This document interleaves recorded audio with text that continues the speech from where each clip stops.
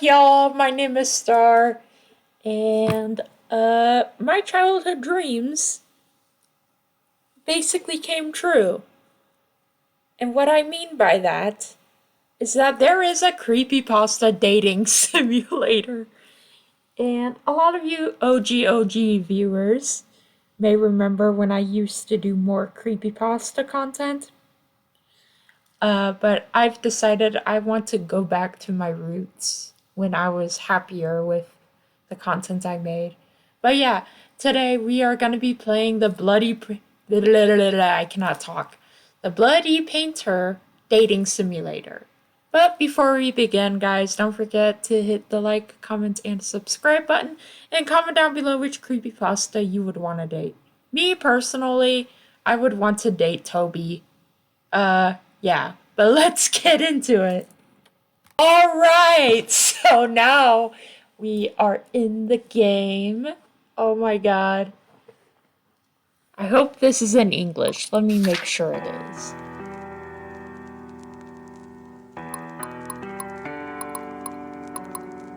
Hold on.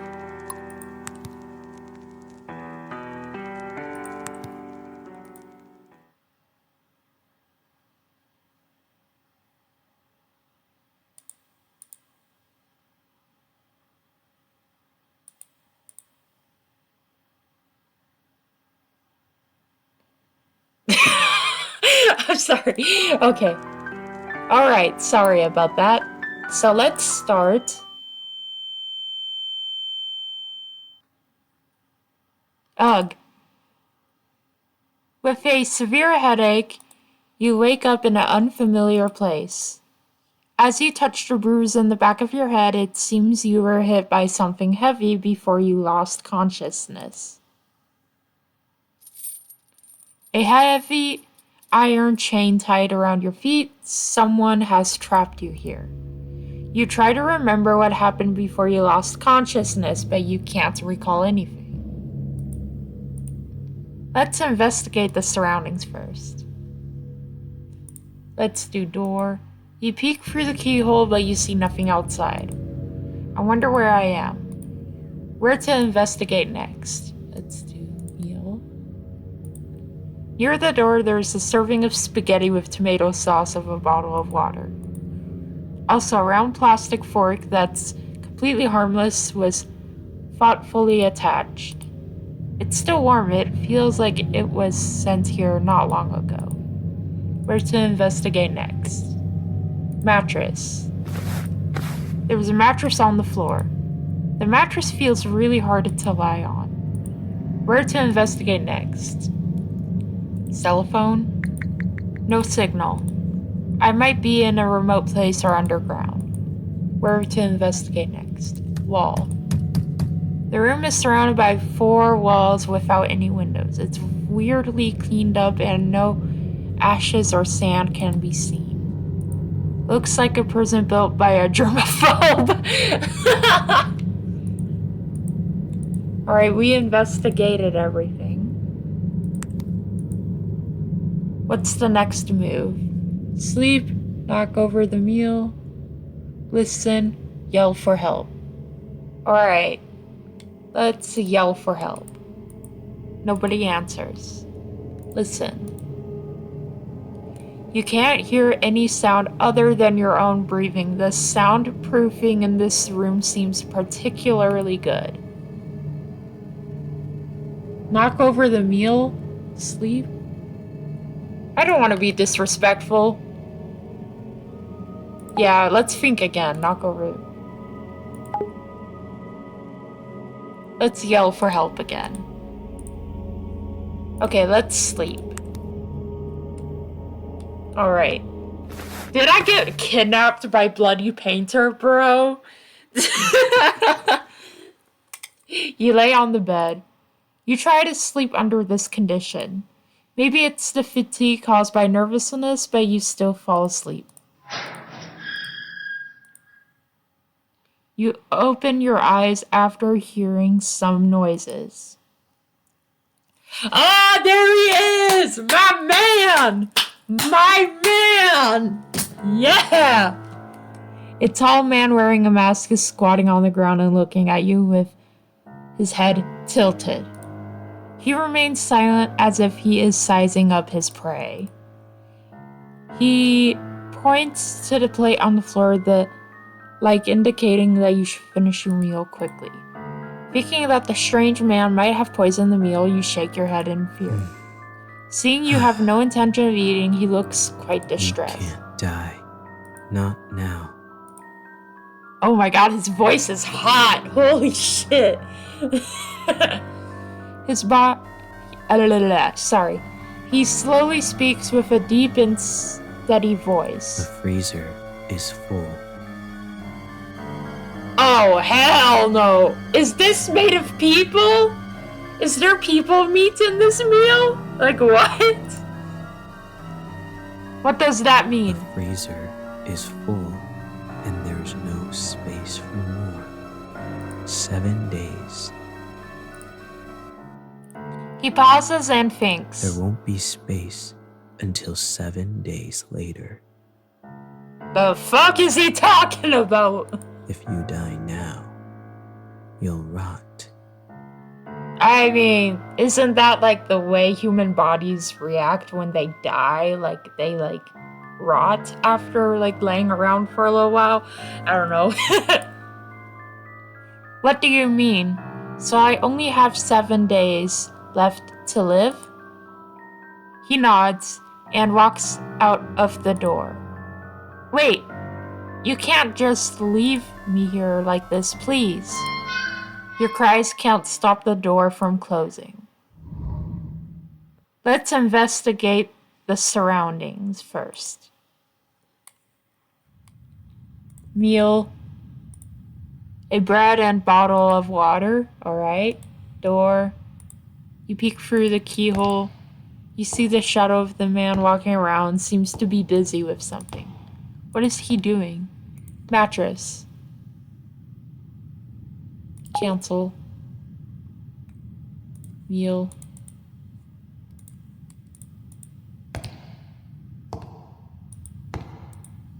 What is he doing? Let's sleep. Let's sleep. Please try to improve your survival rate within 7 days. Okay.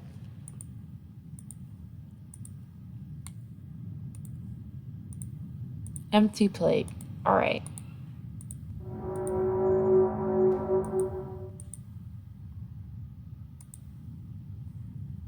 Observe. Let's yell for help. Help! After yelling for help, you finally realize what that is. That is an artwork made of the human body, not a human being. Okay. Oh! Ah! You hear the door open. You slowly push the door and there's no trace of the strange man. First, you get into a room with a large freezer, sink, and operating table. Then you open another heavy door. You find yourself in a room full of glass display jars. The jars are all filled with specimens made from human body parts. It's like you're in an art museum. Could it be that he wanted to freeze me as material for specimen artwork? I mean, yeah. Possibly. Oh, my nose ring fell out. Oh my god.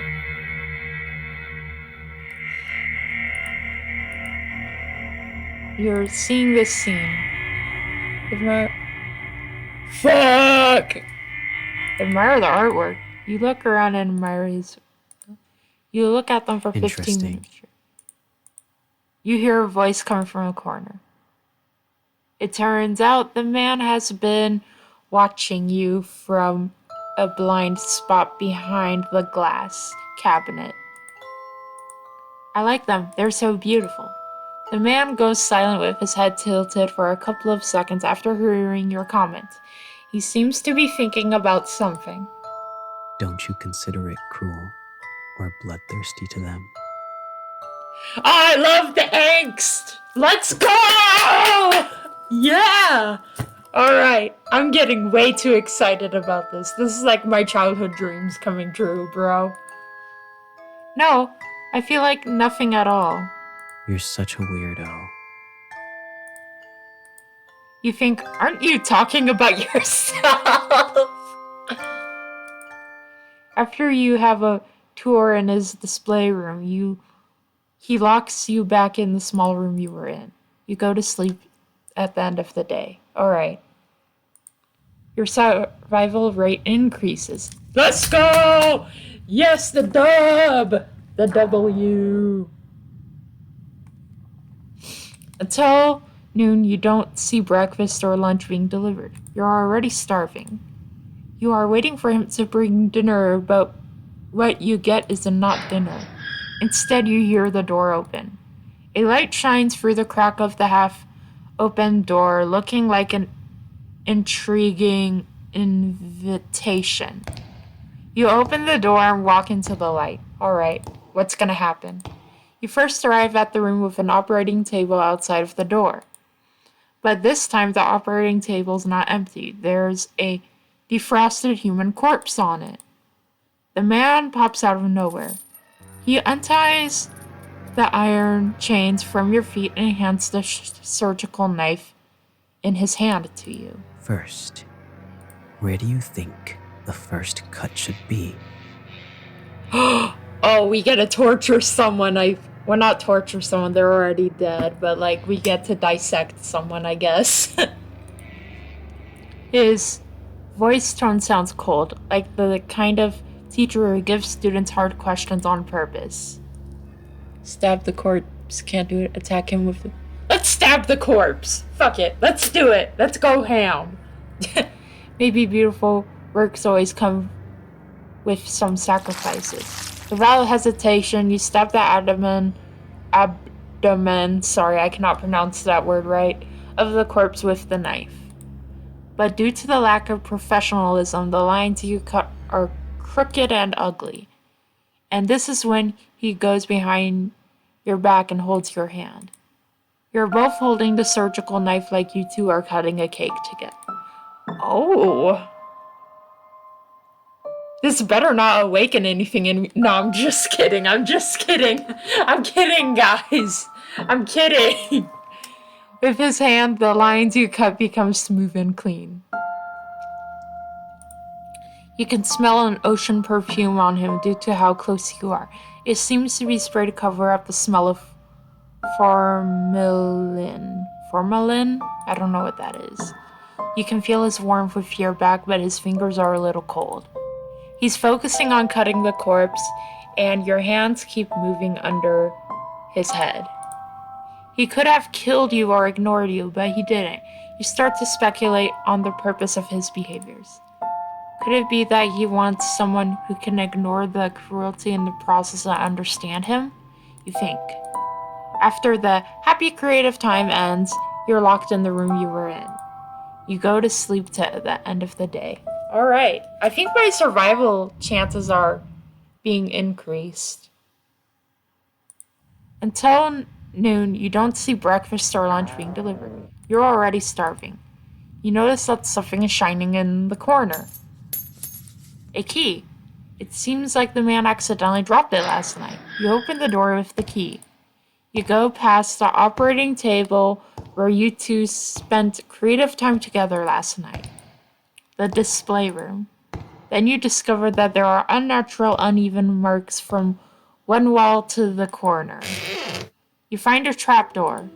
After pushing the trapdoor, you see a normal basement storage room. At the corner of the storage room, you see a stair that goes up. It turns out that this is really an underground secret room. Hidden layer by layer with trapdoor, no wonder the sound insulation is so good. You walk up the stairs and see a heavy wooden board. You push it hard. What catches your eye is the interior of a cozy cabin. Then you realize the heavy wooden board you just pushed is the back of a bookcase. You look around to find there are insect specimens everywhere in the cabin, and there is also a reindeer head specimen hanging on the wall. Then you walk into the living room. You see a young man with a handsome face and pale skin lying on the sofa. The ocean-scented perfume and the faint smell of formalin emanates from his body. It's him. He is the masked man who kidnapped you. But he is not wearing a mask at this time.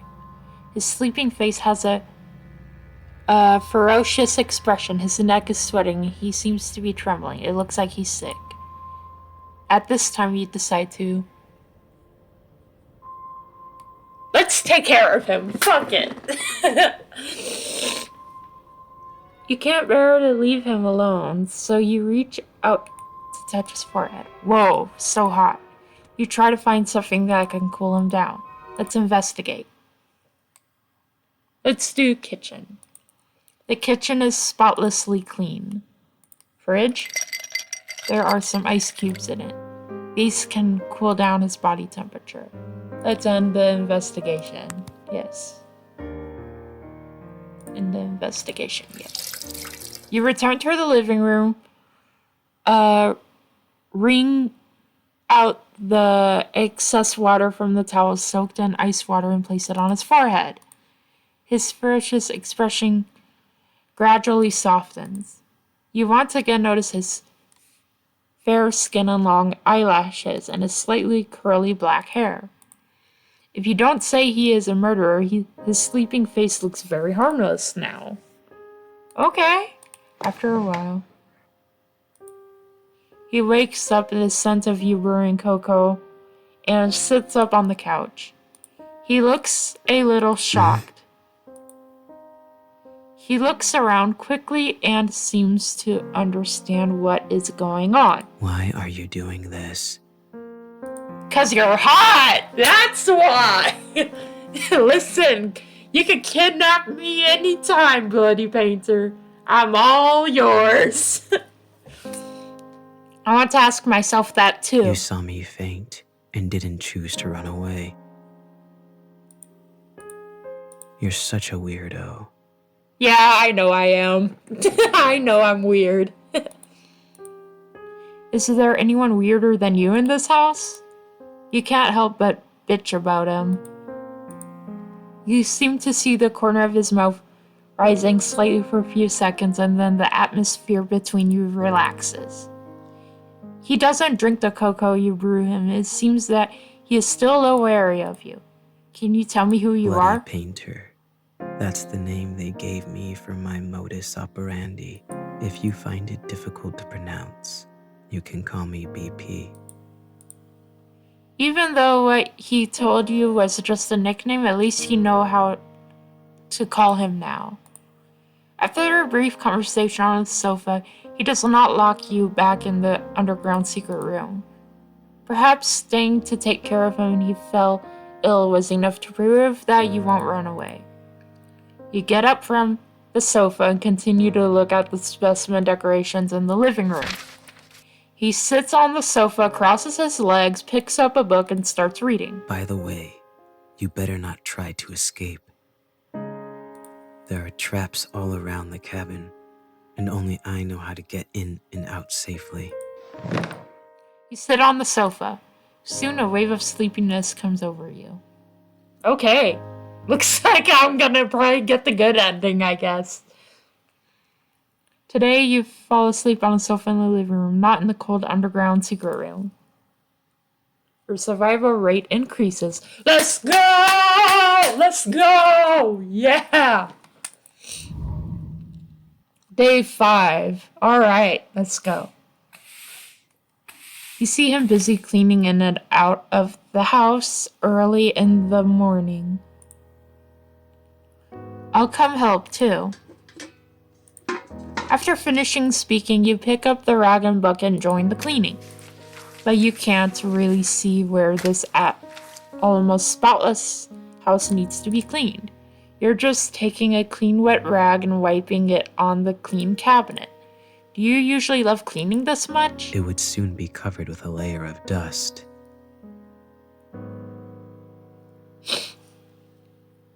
It must be cleaned like this 1 or 2 times a week, otherwise it will soon be covered in a layer of dust. Although he doesn't talk much, his tone and voice gives you a gentle feeling and don't make you feel nervous. You climb up the short ladder and wipe the high cabinets with a rag. Suddenly, a cockroach crawls out of the crack in the cabinet. You are so frightened that you lose your balance and fall backwards. You close your eyes. But what you get is not the pain of falling on the ground, but a warm feeling. Oh, let's go! Let's go! Oh my god! Yes, my childhood dreams, bro! Yes! You open your eyes and find that he's holding you like you're a princess. Or princelet, in my case. He catches you with the same old cold expression on his face. Perhaps to resolve the awkwardness, he asks, I'm alright, it was just a cockroach. Hearing the word cockroach, he puts you down. He takes 2 steps back from the cabinet you just wiped and then says calmly, Don't come near here yet. Why? It's dangerous.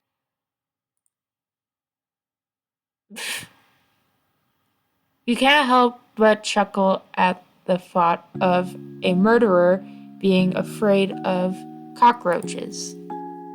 Fine, whatever, you say. The interaction just now makes you feel a little warm from this cold murderer. At least you see more of his reactions and expressions. This is the rare relaxation you have felt in these tense days. He could have let you fall off the ladder, but he rushed over to catch you. Somehow you feel that after these few days of getting along, maybe now you both have different ideas about each other than you originally had.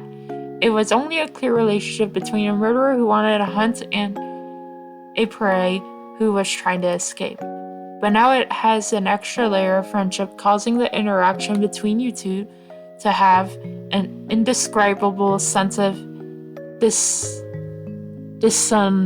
I don't know what that means. I definitely did not read that right. I'm sorry, guys. Just when you pick up the old newspaper and prepare to wipe the windows, you find a police car parked on the road in the distance. 2 police officers get out of the car and keep looking towards the cabin. At some point, BP is already behind you looking out the window with you. Wait for a second. And then he walks out the door to talk to the police officer. Is there anything I can help you with? Are you Mr. Otis? Yes, I am. Have you ever seen these people around here? The police officer takes out some photos from his jacket. Have these people committed a crime and are running away? No, these people are the missing people around the area. I haven't seen them before, but wolves and bears often appear around here. Can we check out your cabin? Yes, come in. BP behaves very kindly and politely. After speaking, he leads the way for the police officers. Please, follow my footsteps. I placed some traps near the cabin to protect against wild wolves and bears. You don't want to step on them. The police officers enter the house and see you. Hello, this is... An old friend who came to visit me recently. You greet the police officers with a smile and a nod. At the same time, police officer quickly looks through the missing person's photo in his hand. Then he points to the back into his pocket. It seems that your disappearance has not been discovered by anyone yet. You stand next to the bookcase, blocking the entrance to the secret room. After searching around, the police find nothing unusual and leave. His trust in you increases. Let's go! Yeah! All right. Today, you still sleep on the couch in the living room instead of the cold basement. Half asleep, you hear the sound of someone approaching. And you notice that the person seems to be very close to you. You pretend to be asleep, and the person just looks at your sleeping face quietly. The man stretches out his hand and takes it back just as he is about to touch your hair. He turns around and leaves.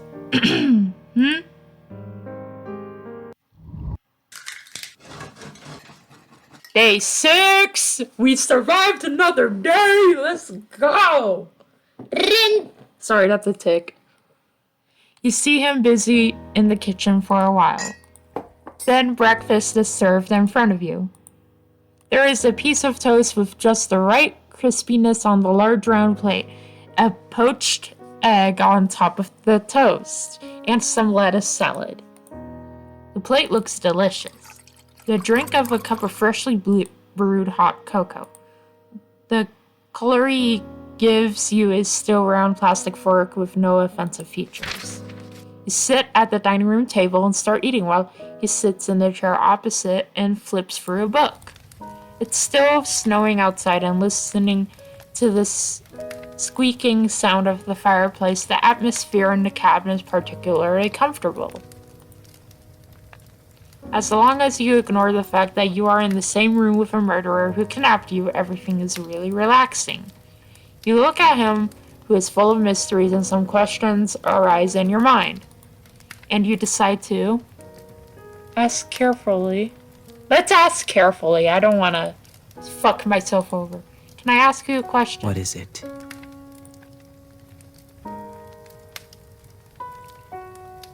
What book do you usually read? Usually, I would read some anatomy and taxidermy books, but today is different.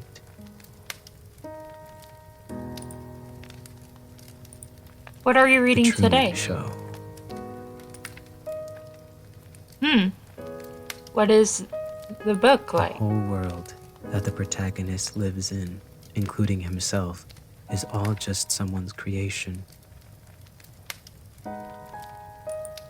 Damn. Everything that happens I've never heard of is The watched Truman by the Show. audience, Well, I've heard and the there is name, no but privacy yeah. at all.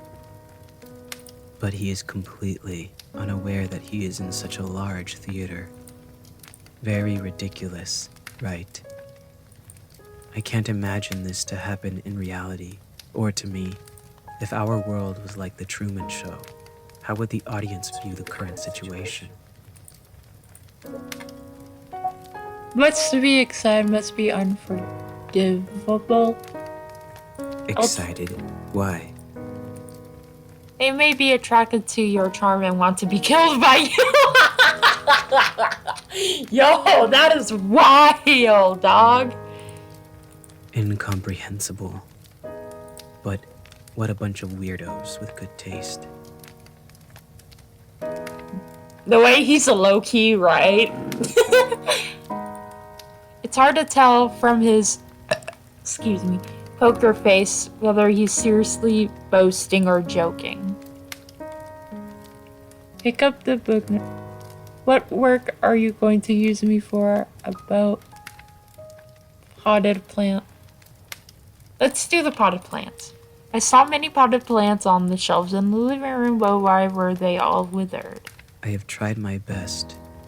I don't know why they always die.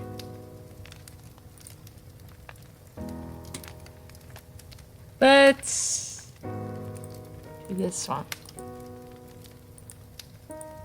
He looks up. I was going to make you into some kind of doll at first. Your eyes are beautiful, but if they are left alone, they'll become rotten and sunken. So I would like to dig your eyes out and put them in a glass jar and soak them in formalin to preserve them. Glass beads will be placed in the empty eye sockets to replace the eyes. You look very pleasing to the eye, so I would also like to keep the head intact. You're welcome. Thanks for the compliment. Oh, fuck. I just leaked private DMs. I'm gonna have to censor that in the editing.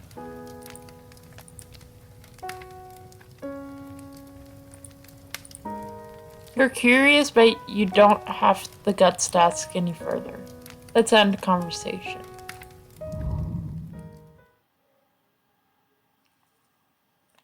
It's noontime. To thank you for making breakfast for me today, let me make lunch in return. He frowns at you with an expression like, are you out of your mind?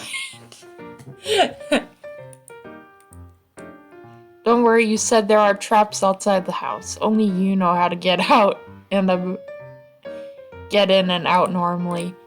Even if I resist you with a knife, I can't escape. Okay, but I'll keep an eye on you. Yeah, you can keep an eye on me, alright. Don't try anything stupid. As for what to cook with the ingredients, well, a bad idea flashes through your head and curiously makes you ask, do you eat human flesh? No, why would I do that? I just use human bodies as materials for making art, and I never think about eating them. Oh yeah, that is his whole, thing. For those of you guys who don't know who Bloody Painter is, he's a creepypasta character, and he basically chops up people and mashes their bodies to make pigments for, red paint, basically. He uses their blood and their bodies, basically. I thought you murderers all had some degree of cannibalism. Let's put it this way. Do you eat paint and painting tools? Just because I kill people to use as materials to make works doesn't mean I will eat them.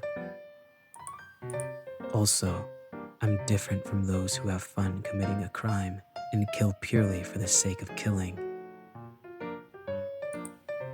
Don't confuse me with that kind of unprincipled guy. His voice is so hot. I'm getting flustered just by listening to him. Hold on, I'm recording a YouTube video. Yeah. You are here only because you witnessed the crime scene. I mean, okay. Sorry about that, guys. My staff was letting me know that lunch is time for lunch, but I'm gonna finish this. I see. After hearing this, you decide to cook a human meat dish. Cook a common dish. We're not gonna pull a Jeffrey Dahmer yet. You look at the ingredients in the refrigerator. There are eggs, tomatoes, white rice, and some curry powder on the shelf. Okay, I've decided. You turn on the oven and start to cook.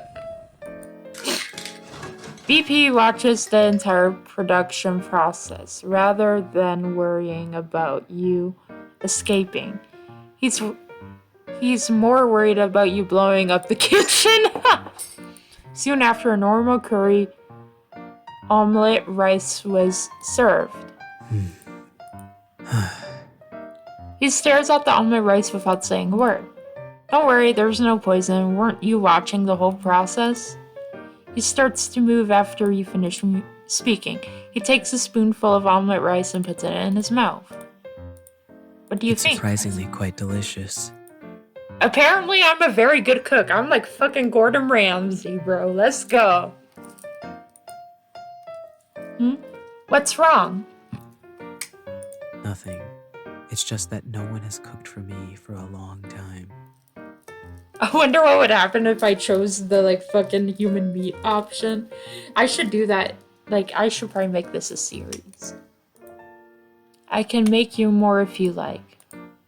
You had a fairly pleasant afternoon. Late night. Alright. Hey. Huh? You're woken up from sleeping by a man. His face is close to you and his eyes are staring at you. What's wrong? You sit up on the couch and rub your eyes. Got to go. Gotta go? I've noticed something unusual about the number of police cars patrolling nearby recently. They must have some relevant evidence and are doubting it. It is very likely there is an ambush outside. It's snowing heavily outside now, and I think it's time to leave now. Come with me or not, it's your choice. Let's go with him. Let's save. You choose to stay. Let's go with him. What do you want to do? I'm fine with both choices, but I need you to look at me in the eyes and tell me what you prefer me to do. You stare at his eyes. He hesitates to speak and looks away, looking like he's thinking about something. Hold his hands. Your behavior makes him a little panicked, and he doesn't seem to be good at this kind of situation. Oh, poor guy. You notice that his ears are flushed, and this unexpected reaction when you want to tease him a little bit. What do you prefer me to do? After a moment of silence, he slowly speaks. Come with me. He tries hard to look you in the eyes and speaks his thoughts. We'll set off early tomorrow morning. Let's go! I survived! Follow my footsteps. Yeah! Let's go! You follow the shoe prints he leaves in the snow and finally success avoiding the many traps around the cabin. Just as you are walking through whereas you hear movement behind you. Freeze! In a snowstorm, several policemen who were lying in ambush chase after you. You ignore them and keep moving forward. Bang! A gunshot shoots across the sky and you feel pain in your left calf. You are shot. He turns to look at you as if he's considering whether to leave you. Run! You yell at him, but he approaches you. And he holds you in his arms. You feel a warmth on your forehead.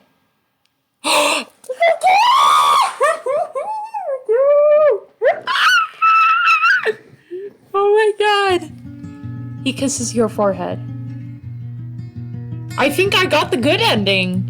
You feel the time freezes at this moment. The kiss is almost like a goodbye.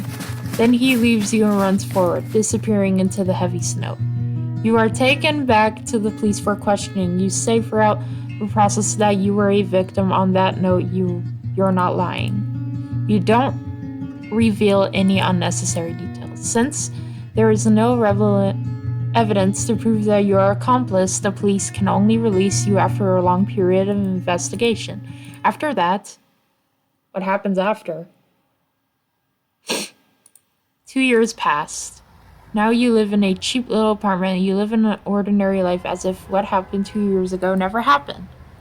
Today is Halloween and every household nearby has put some thought of making decorations, but for you it's just another day at work. When you return to your apartment after getting off work in the evening, a strange thing is that as soon as you open the door, you feel a gust of wind. You remember that you closed the window before going out. Just where you are about to when you are about to close the window. You find a gift left by someone on the table next to the windowsill, a red rose. You don't know why, but you have a feeling that Bloody Painter has been here. Every Halloween after that, you receive a rose at your residence. It's like a once-a-year greeting. Although he says nothing, the rose seems to tell everything. Although you have certain similarities, you two people from different worlds after all. Perhaps living your own life this way is the best outcome for both of you. Aw, we didn't get to be with him. Good ending. 4 of 2 different worlds. Alright. Well, that's it for today's video. Don't forget to like, comment, and subscribe. And I really liked the game. Usually I don't like visual novel games, but I really liked this one. But yeah, this is my Halloween special YouTube video that will be released and premiering on Halloween. But don't forget to like, comment, and subscribe, and let me know if you guys want me to play the game and get other endings. I am more than open to doing that. But comment down below your favorite creepypasta character. I personally really like Clockwork and Tiki Toby. Tiki Work is also my favorite creepypasta ship, even though it's no longer canon. It's still canon to me. Okay? But yeah. Thank you guys for watching, and I'll see you guys next time. Bye!